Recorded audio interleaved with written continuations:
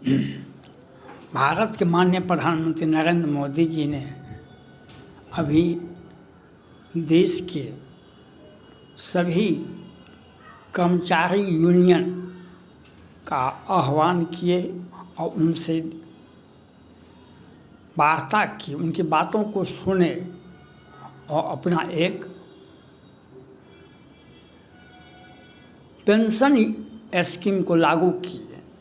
25 वर्ष में पूरा पेंशन, 10 वर्ष में 10,000 पेंशन, 25 वर्ष में पूरा पेंशन और 10 वर्ष में 10,000 पेंशन। माननीय प्रधानमंत्री नरेंद्र मोदी जी और आपने 25 से लागू करने का घोषणा किया, तो 10,000 ही देना है। 10,000 ही देना है। तो आप थोड़ा सा समझिए, जो 30 आते आते महंगाई कितनी बढ़ जाएगी। क्या 2 व्यक्ति पति पत्नी बच्चे को छोड़ दें, 10,000 में चावल रोटी हो सकता है क्या?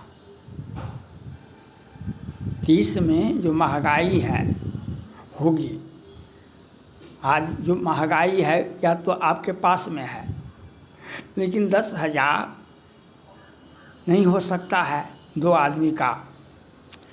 फिर भी तो 10 बरस हमारा सेवा हुआ और हमें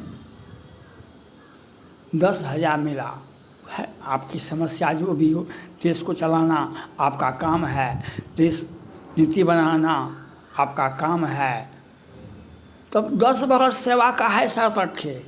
उसको 3 बरस कीजिए न, उसको 5 बरस कीजिए। जो 3 बरस भी नौकरी किया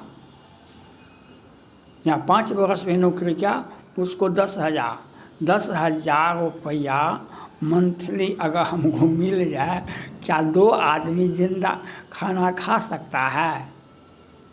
2 आदमी, जो महंगाई है वह तो, जैसे किसान समृद्धि योजना का अभी आप साल में 6,000 कि 12,000 देते हैं, तो वही होगा। अगर यह पेंशन क्या है? पेंशन है जीने का सहारा। हमने देखा, पूरे देश ने देखा, 14 के पहले भारत में हर राज्य में, चाहे गुजरात हो कि महाराष्ट्र हो कि बिहार हो, उत्तर प्रदेश हो, भारत के हर राज्यों में किसानों ने आत्महत्याएं की। सभी किसान, चाहे कपास का खेती करे कि केला का खेती करे कि गेहूँ उपजावे कि केला उपजावे, क्या जो भी खेती होता था, क्यों उसका किसान का जीविका का सहारा नहीं था। प्राकृतिक आपदाएं आई, फसल बहा ले गया और किसान और केंद्र सरकार और यूपीए सरकार की समझ में ही नहीं आया जो हम क्या करें। उसको समझ में ही नहीं था जो हम क्या करें। जनता ने आप पर भरोसा किया, अच्छे दिन आएंगे, मोदी आएंगे, अच्छे दिन आएंगे।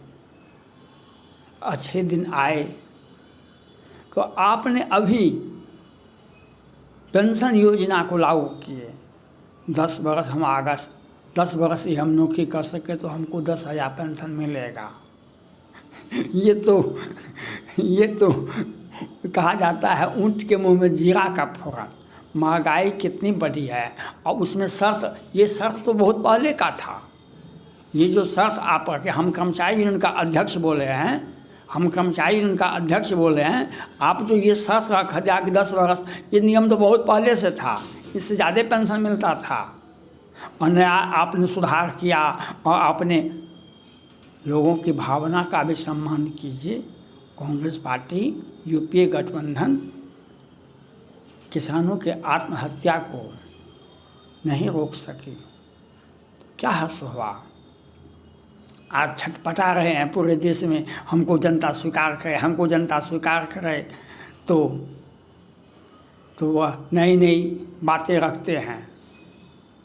तो आपको पेंशन में सुधार करना है और आपसे है। अभी आपने कुछ लोगों के बहाली के लिए भी जो सीधे संयुक्त सचिव, अपर सचिव के बहाली के पद पर राहुल गांधी जी ने विरोध किया, यह उनका हम धन्यवाद के पात्र हैं।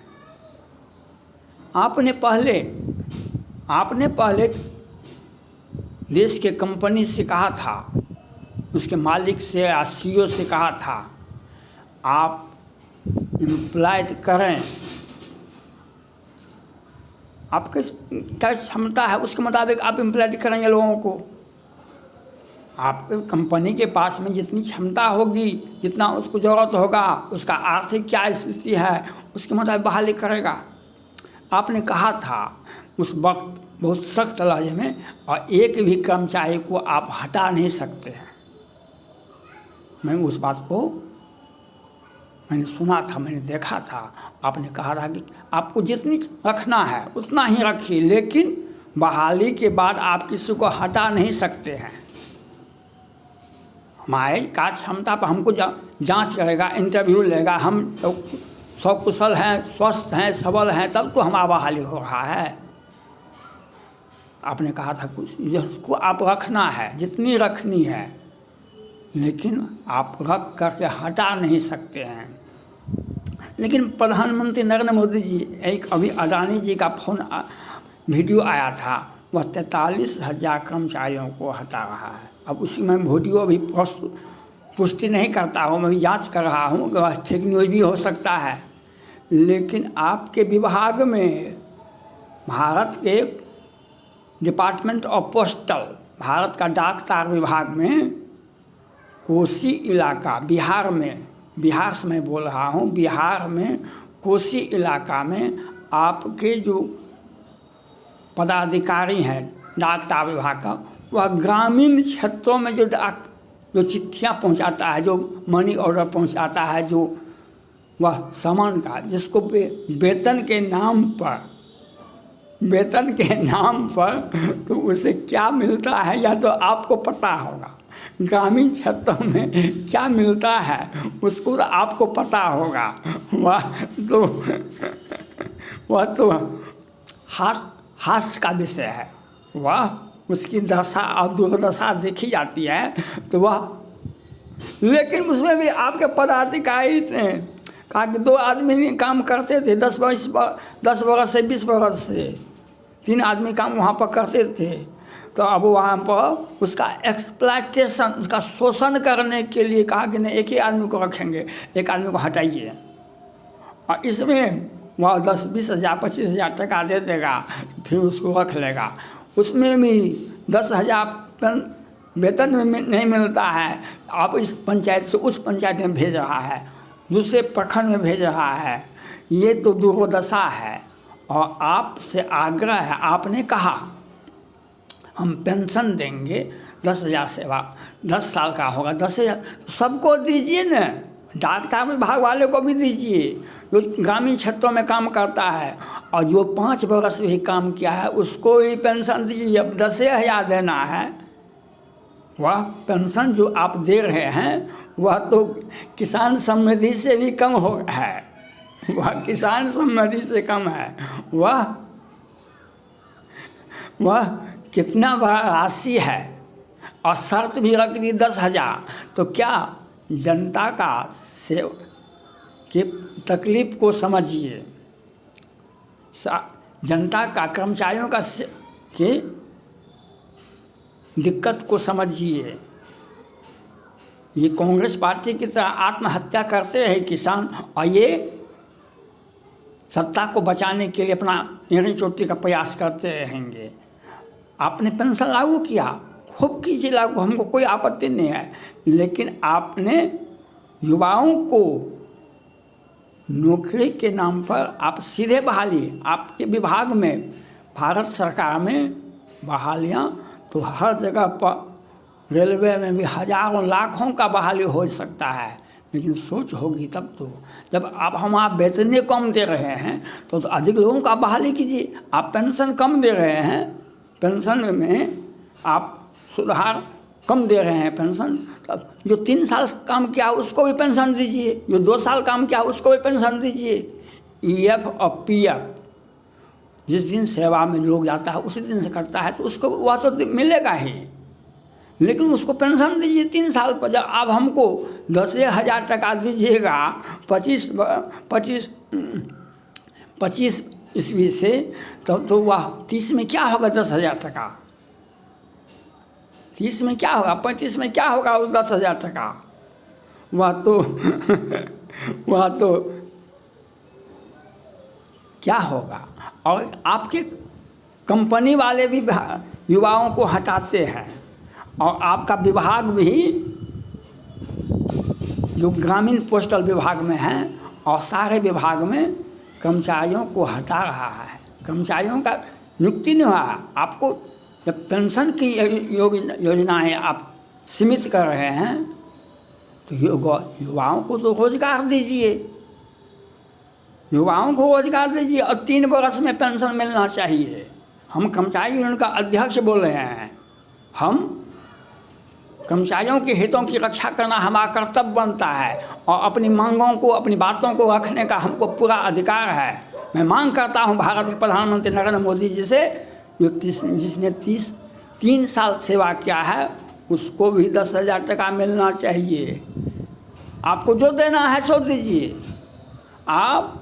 और युवाओं को किसी भी परिस्थिति में जो 3 वर्ष काम किया, 1 वर्ष काम किया, किसी को भाई हटाया गया तो हम बिना युद्धे नहीं सुई केसवा, हम ये बात को रखेंगे, हमने यह बात को रखेंगे जो कर्मचारियों को किसी भी परिस्थिति में, चाहे कंपनी में हो या रेलवे हो या डाकतार विभाग हो, जिस भी परिस्थितियाँ में कर्मचारी को कहाँ गलत क्या है, फौजदारी क्या है, तो उसको FIR कीजिए, उसके बाद उसको हटाइए। पहले FIR होना चाहिए, किसी ने घोटाला किया तो उसको FIR पहले कीजिए, तब आप उसको हटाइए। और या नहीं, आपका मुंह देखने में हमको अच्छा नहीं लगा, हम इसलिए उसको, जैसे आज देश में योजनाएं, आपका योजना लेने के लिए लोग बेचैन हैं, वोट देने में लोग पीछे हो जाते हैं, क्यों?